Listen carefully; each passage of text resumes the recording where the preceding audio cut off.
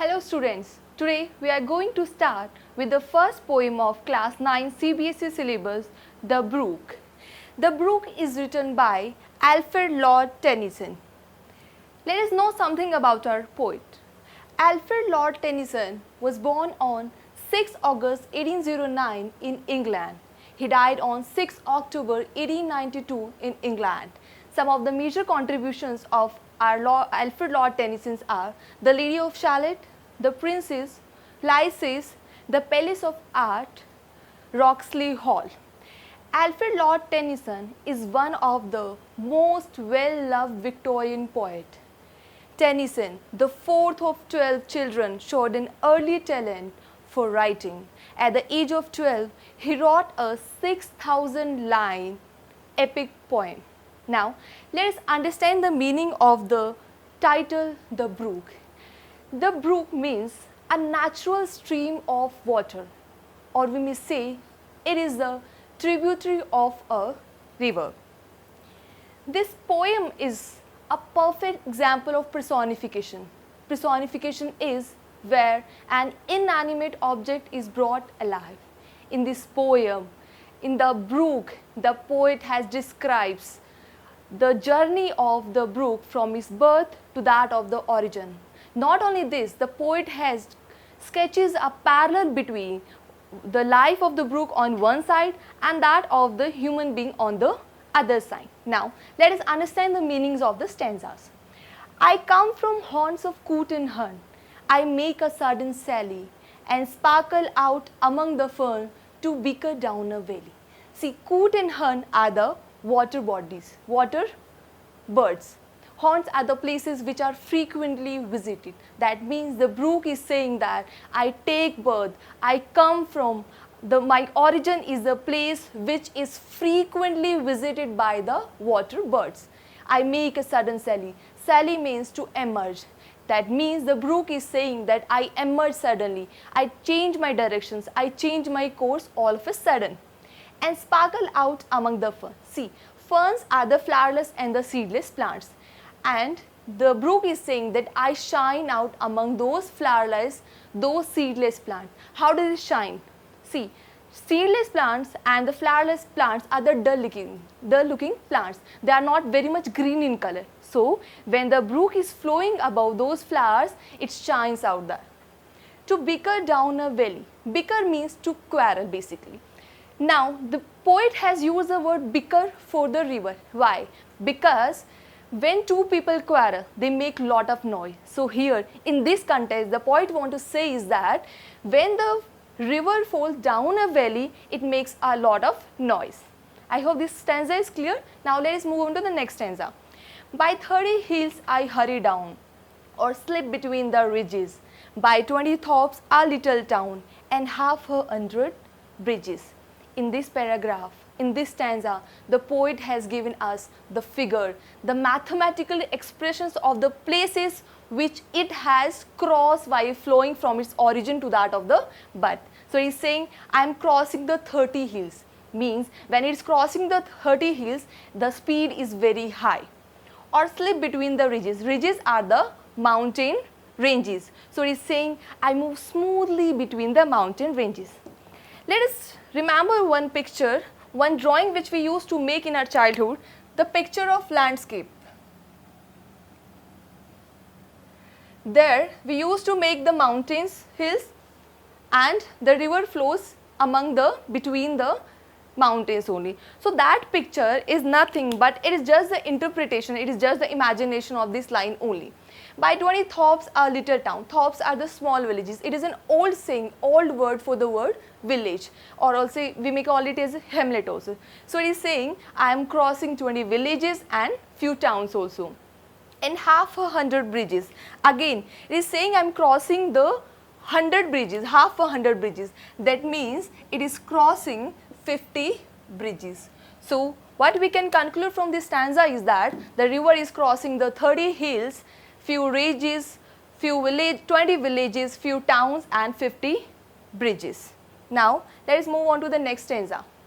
Till last by Philip's farm I flow to join the brimming river. For men may come and men may go, but I go on forever. When it says till last, here till last means in the end. The brook wants to say is that in the end I flow near the Phillips farm to join the brimming river. To join the brimming river is the already filled river, that is the river which is overflowing. So it is saying that the brooks want to say that my ultimate aim is to reach the overflowing river. For men may come and men may go. See, this come denotes the birth of a man and this go denotes the death of a man. So the poets want to say is that human takes birth, human dies. That means human is mortal. Somebody subjected to death are known as the mortal. But I go on forever. This I is used for the brook. So the brook wants to say is that I am not like the human beings. I am not like I am taking the birth and I am dying. I flow forever. I am perpetual. I am unending. I am unceasing. These three lines, to join the brimming river, for men may come and men may go, but I go on forever. These lines are also known as referent. Referents are the sentences, the phrases, the lines which are repeated again and again by the poet. Why? Either to give emphasis, sometimes to make rhyme, or sometimes to give the musical charm to the poem. Now let's move on to the next stanza. I chatter over stony ways in little sharps and trebles. I bubble into adding bass. I babble on the pebble. Now the poet is saying that I chatter. That means the brook is talking. Where? On the stones. In little sharps and trebles. Sharps and trebles are a high pitched tone. That means the brook is making noise. The brook is talking in a very high pitched tune. I bubble into adding bass.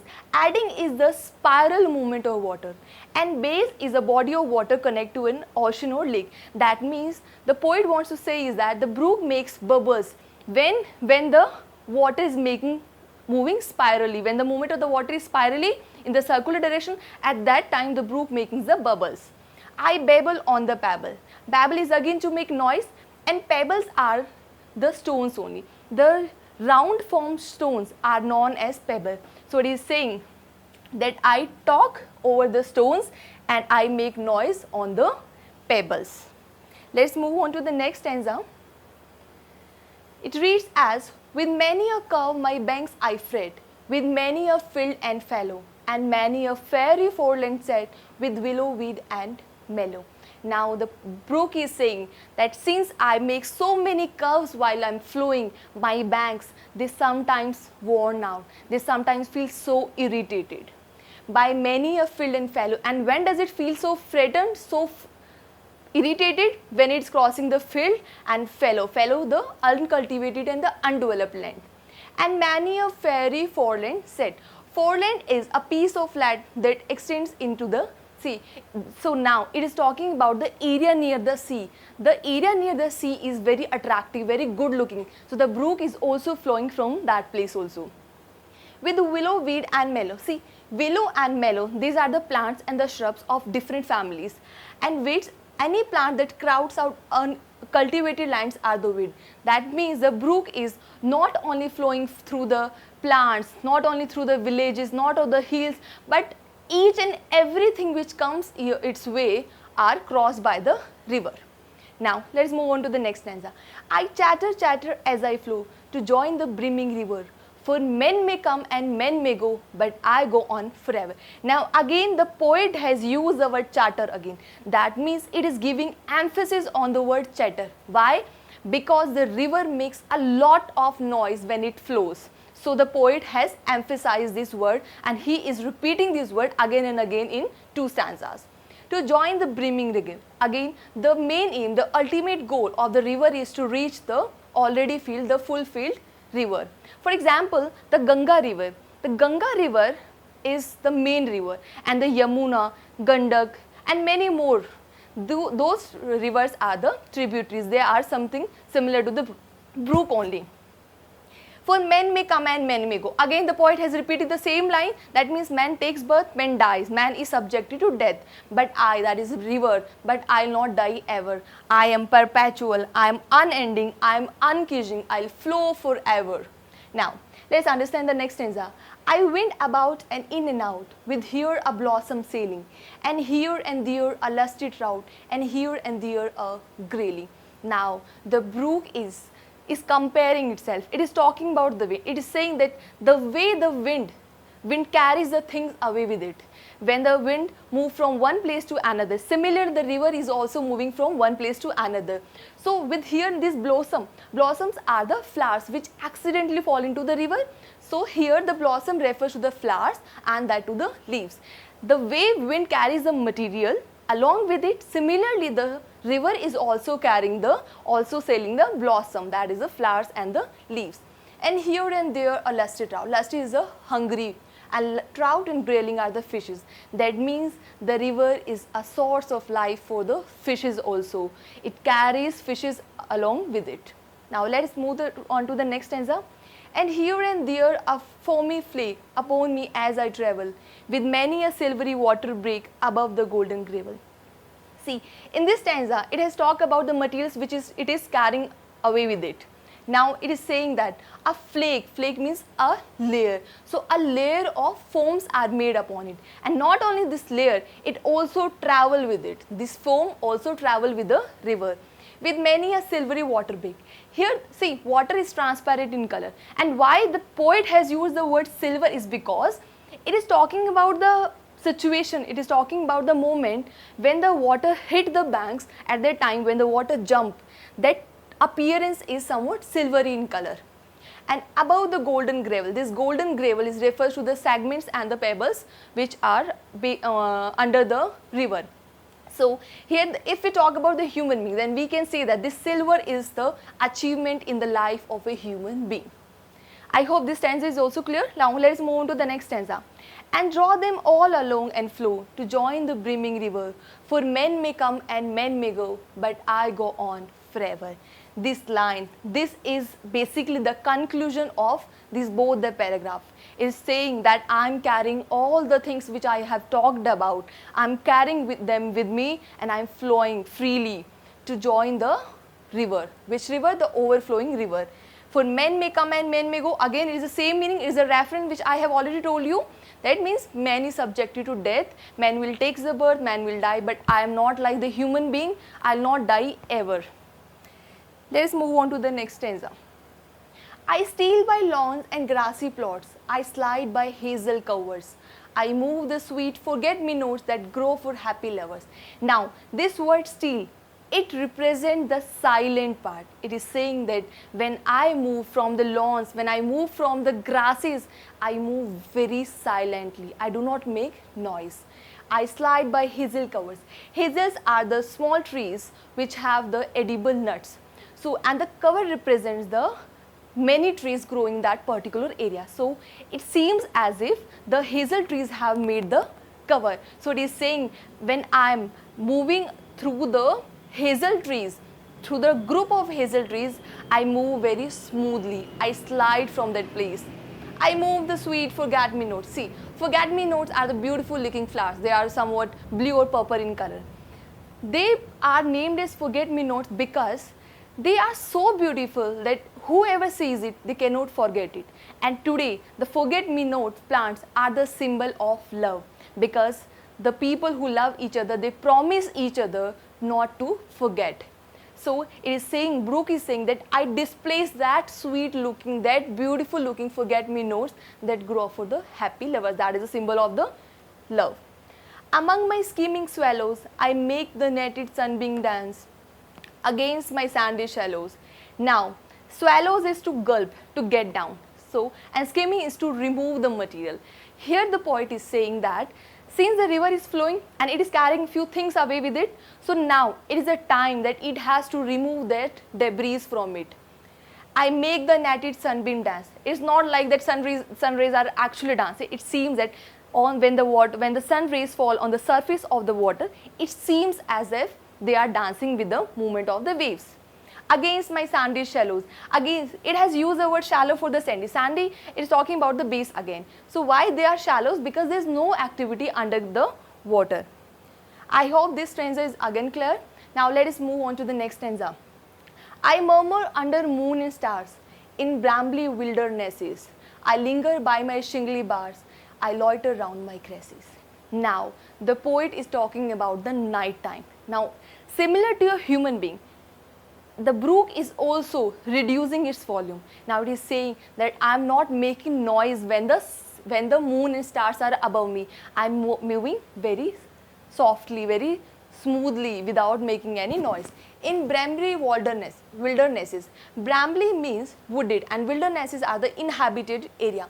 Now it is saying that when I am now not only under the river, I am under the night when the moons and stars are above me, I am walking in the wooded forest also. I linger by my shingly bars. Linger means to remain present all the way. That means it is dying. Shingly bars are the small stones that represent the roughness. So now it is saying that when I am moving on the pebbles, that roughness of the pebble is affecting me, but I am still moving on. I loiter round my cresses. Loiter means to hang around, and cresses are the plants with edible leaves that have a pungent taste. See, these leaves have the pungent taste, but still the river is hanging around with these plants. That means it is hanging with all the things which come across its way. Now let us move on to the next stanza. And again and out again I curve and flow to join the brimming river.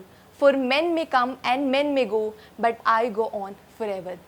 Now the poet says that even after suffering so much, even after facing so many problems, I again move, I again take my curve.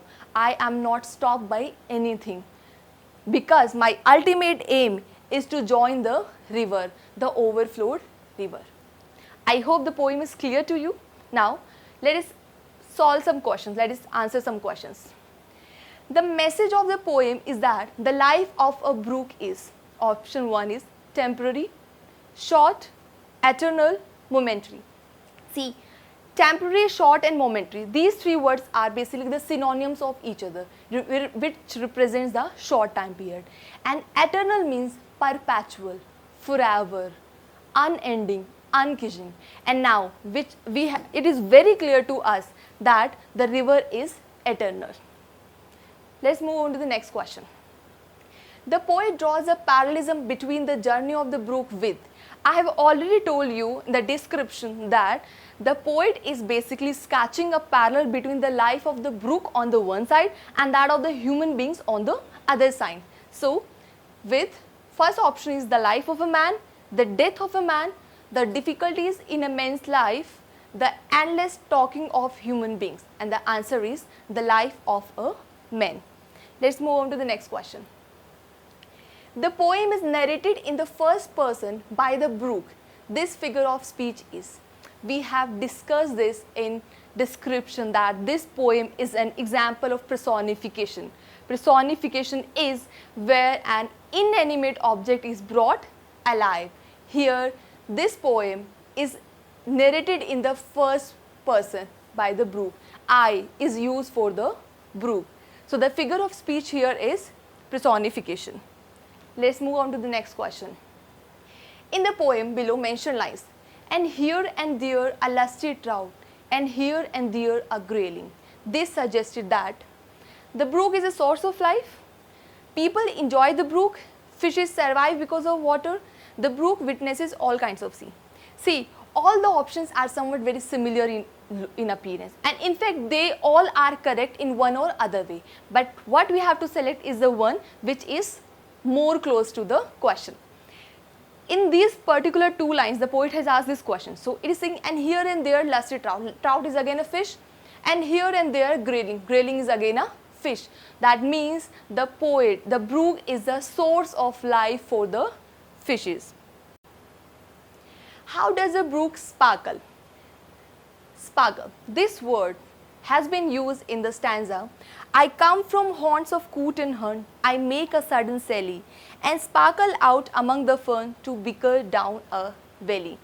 The poet has used the word sparkle here. And what does this mean is that, since I told you that fern is the flowerless and the seedless plants, you know what, the beauty word, it has its importance only when we know the meaning of ugly. So here, the sparkle, the shine is visible to us. It is understood only because the ferns are dull looking. So the brook are shining here. Let us move on to the next question. Bicker means to quarrel. Why does the poet use this word here? Bicker word is used in this stanza. I come from haunts of coot and hern to make a sudden sally and sparkle out among the fern to bicker down a valley. The poet has used the word bicker here. Since bicker means to quarrel, now it is very clear that when two people quarrel, they make a lot of noise. So the brook, when it is flowing, is making a lot of noise. Therefore, the poet has used the word bicker to represent to mean the noise made by the brook. Next question is, how many hills and bridges does the brook pass during its journey? See, by 30 hills, it is very clear that the brook is passing the 30 hills, and bridges, it is saying, and half 100 bridges. Half 100 means 100 by 2, that means 50 bridges. So the answer of this question is 30 hills and 50 bridges. Let's solve the next question. Where does it finally meet the river? The key stanza for this is, till last by Philip's farm I flow to join the brimming river. For men may come and men may go, but I go on forever. So finally it meets the brimming river, the overflowing river. And where is that place? That is near the Philip's farm. So the answer is the Philip's farm. Why has the word charter been repeated in the poem?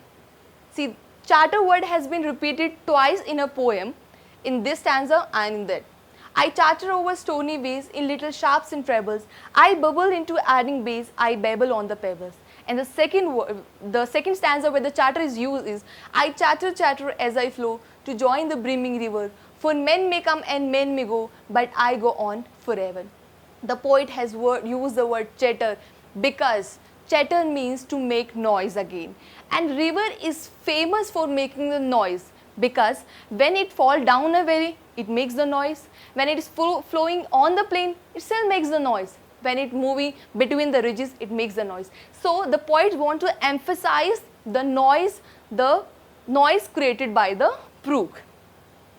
Let's move on to the next question. With many a curve my banks I fret. What does the poet mean by this statement? This statement is used in the stanza. With many a curve my banks I fret, with many a field and fallow, and many a fairy foreland set, with the willow, weed and mellow.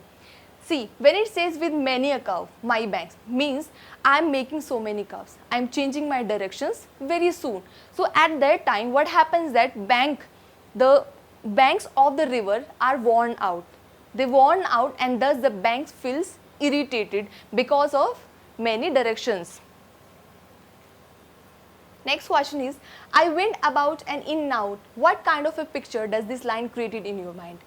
The key stanza for this line is, I went about and in and out, with here a blossom sailing, and here and there a lusty trout, and here and there a grayling. When it says I went about, that means it is somewhat comparing itself to that with the wind, because when the wind blows, it not only blow in one direction, it sometimes blow in one direction, sometimes that another. So it moves in and out. Similarly, the river is also flowing. It is also making directions. It is also changing its course. Next question is, name the different things that can be found floating in the brook. See, this phrase has been used in the poem, with here a blossom sailing. This blossom word, what does it mean? It means the flowers, it means the leaves. So we can say from this phrase that flowers and leaves are floating on the river. Again in the second stanza, in another stanza, and here and there a lusty trout, and here and there a grayling. These trout and grayling are the fishes. That means the fishes are also flowing with that of the river. So we can say blossom, trout and grayling are the different things that can be found floating in the brook. Next question is, what does the poet want to convey by using the word steal and slide? And the key stanza for these words are, I steal by lawns and grassy plots, I slide by hazel covers, I move the sweet forget-me-nots that grow for happy lovers. This steal represent the silent word. It means when it moves through the grasses, it moves very silently without making any noise. I slide. The slide word represents the smoothness of the brook. Next question is, the poem has many examples of alliteration. List any 5 examples. First of all, we need to understand the meaning of the word alliteration. See, alliteration is a poetic device, and alliteration is where a single letter is repeated again and again in a single line.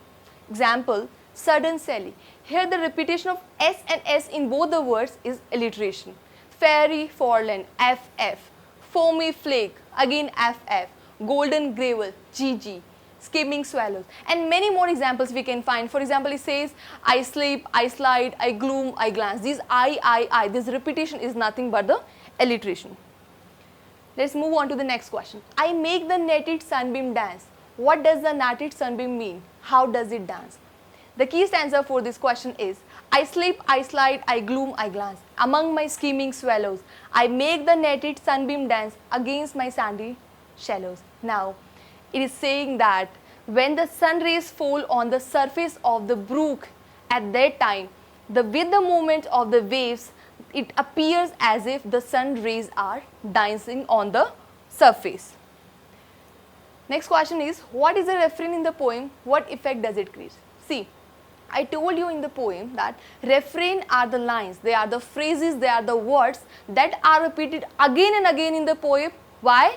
Because one is to emphasize, another is to give the musical charm, another is to give the rhyme to the poem. So, in the poem, the poet has used 3 lines to join the brimming river. For men may come and men may go, but I go on forever. These 3 lines are repeated again and again by the poet, and these are the refrain. Next question is, read the given lines and answer the questions. I chatter, chatter as I flow to join the brimming river.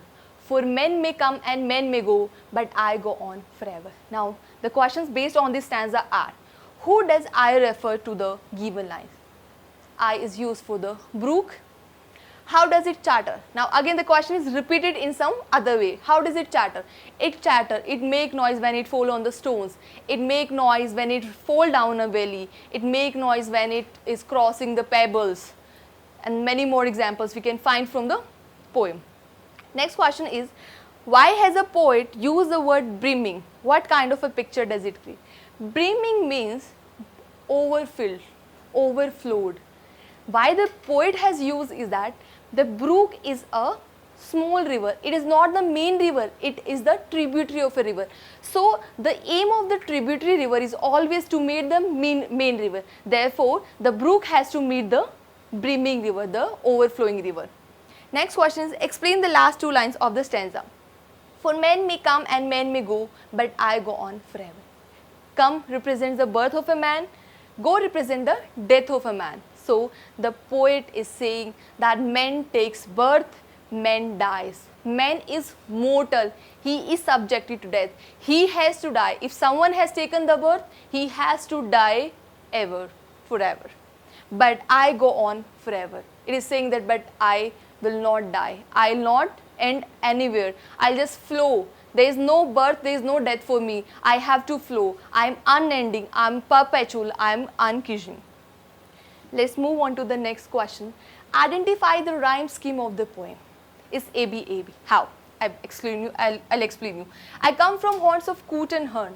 I make a sudden sally. See, hern, this sound hern, we put A for hern. I make a sudden sally. Sally is not in the rhyme with the hern, so it is B. And sparkle out among the fern. Fern is in the rhyme with the hern, so it would be again A. To bicker down a valley. Valley is in the rhyme with Sally, so it is again B. Therefore, the rhyme scheme of the poem is A, B, A, B. I hope the poem is clear. Thank you so much.